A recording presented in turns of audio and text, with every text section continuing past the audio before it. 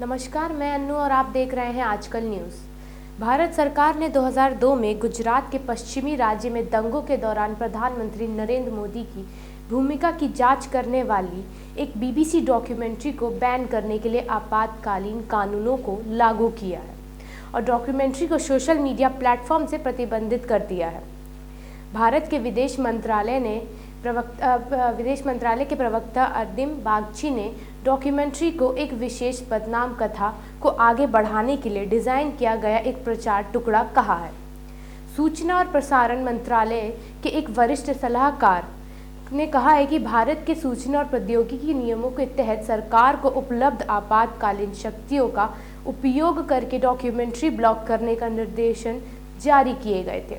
BBC की नई 2 भाग वाली विचित्र श्रीलंका इंडिया द मोदी का क्वेश्चन 2002 के गुजरात दंगों पर केंद्रित है, जिसमें हजारों लोग मारे गए और लाखों बेघर हो गए, खासकर मुस्लिम समुदाय में और तत्कालीन प्रमुख द्वारा निभाई गई भूमिका मंत्री नरेंद्र मोदी की सरकार। केवल यूनाइटेड किंगडम में प्रसारित होने वाली 2 भाग की डॉक्यूमेंट्री में मुस्लिम समुदाय और भारतीय जनता पार्टी के साथ साथ हिंदू दक्षिणपंथी संगठनों, विश्व हिंदू परिषद और राष्ट्रीय स्वयंसेवक संघ के बीच बढ़ते तनावों को देखा गया है। रिपोर्ट में दावा किया गया है कि श्री मोदी जी दंड मुक्ति के माहौल के लिए सीधे तौर पर जिम्मेदार थे, जिसने हिंसा को सक्षम बनाया। डॉक्यूमेंट्री को ब्लॉक करने का निर्णय मोदी सरकार के तहत मीडिया और प्रेस की स्वतंत्रता के एक तेज़ी से चुनौतीपूर्ण माहौल के बीच आया है, जिसमें महत्वपूर्ण पत्रकारों और मीडिया को राज्य न्यायिक उत्पीड़न का सामना करना पड़ा है। पिछले साल भारत प्रेस स्वतंत्रता सूचकांकन में 8 पायदान से गिरकर 180 देशों में से 150 पर आ गया, जो रिकॉर्ड में इसकी सबसे खराब स्थिति है।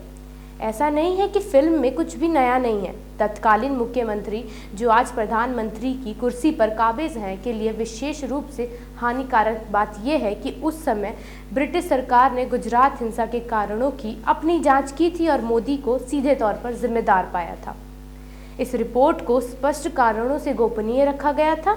ये रिपोर्ट किसी तरह बीबीसी के हाथ, निर्माताओं और उनके सहयोगियों के हाथ पड़ गई, जिससे उन्हें हिंसा की जांच करने के लिए प्रेरित किया गया। बीबीसी से बात करते हुए पूर्व विदेश सचिव जैक स्ट्रॉ ने कहा कि वो व्यक्तिगत रूप से जांच में शामिल थे, क्योंकि प्रदान किए गए एक नए डाटा परिमाण खतरनाक थे।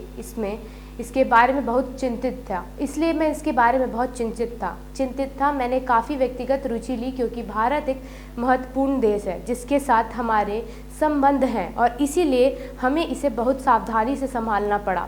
किसी भी चीज़ का विरोध करने से पहले हमें उसके बारे में अच्छे से जान लेना और समझ लेना चाहिए, जैसे डॉक्यूमेंट्री होती क्या है, कैसे शूट की जाती है, क्या विषय और उद्देश्य को ध्यान में रखकर बनाई जाती है। एक डॉक्यूमेंट्री फिल्म एक नॉन फिक्शन फिल्म की तरह होती है, जो किसी चीज़ का सबूत देने का प्रयास करती है। ये फिक्शन फिल्म से अलग होती है, जहाँ कुछ भी साबित करने की ज़रूरत नहीं है, लेकिन हर चीज़ को समझने की ज़रूरत है। वे दुनिया को वैसा ही दिखाती है जैसा वो वास्तव में है, ना कि वैसा जैसा उसे होना चाहिए। बहुत से लोग सोचते हैं कि डॉक्यूमेंट्री केवल नेचर और जानवरों के बारे में है, लेकिन वास्तव में डॉक्यूमेंट्रीज लगभग किसी भी विषय के बारे में हो सकती हैं। महत्वपूर्ण बात यह है कि अपराधों को भुलाया नहीं जाना चाहिए, क्योंकि अक्सर वे दोहराए जाते हैं। सड़कों पर बिखरे खून को नज़रअंदाज और बेइज्जत नहीं किया जाना चाहिए।